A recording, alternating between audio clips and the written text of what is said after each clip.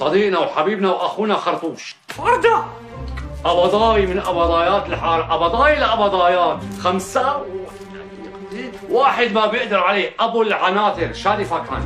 صبري الصالحاني.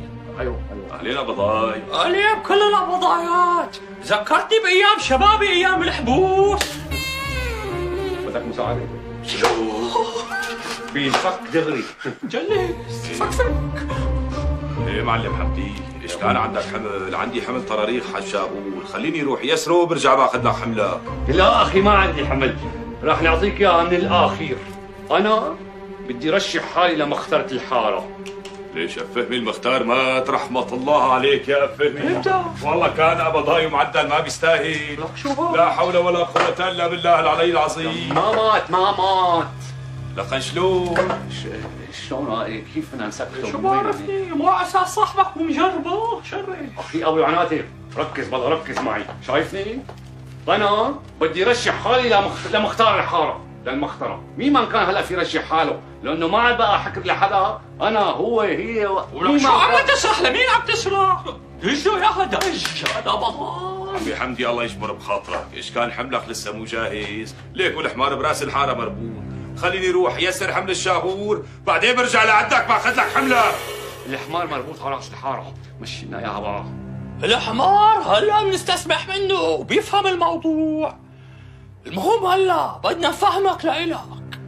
الموضوع يا بطاي انه حمدي ناوي يصير مختار الحارة، ومشان يصير مختار الحارة لازم الناس كلياتها تصوت له، واذا مو كلياتها اكتريتها. مشان هيك بدنا مساعدتكم الكريمة مشان الناس تصوت له.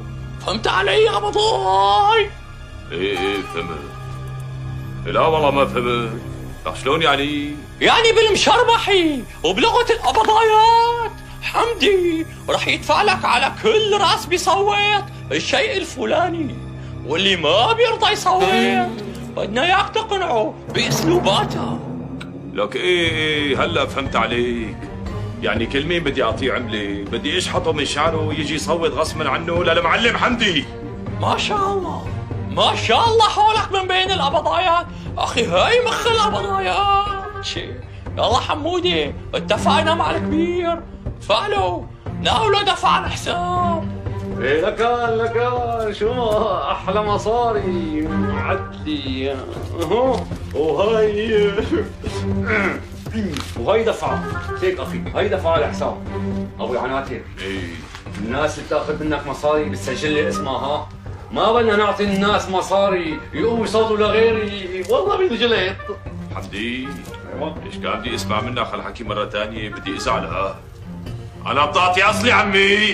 لكا هو شغل قبضايات ما تاخذ. السلام عليكم. وعليكم السلام. علي يا بضاي. اهلين حمدي. اهلين يا بضاي، الله معك، الله معك مع السلاحف.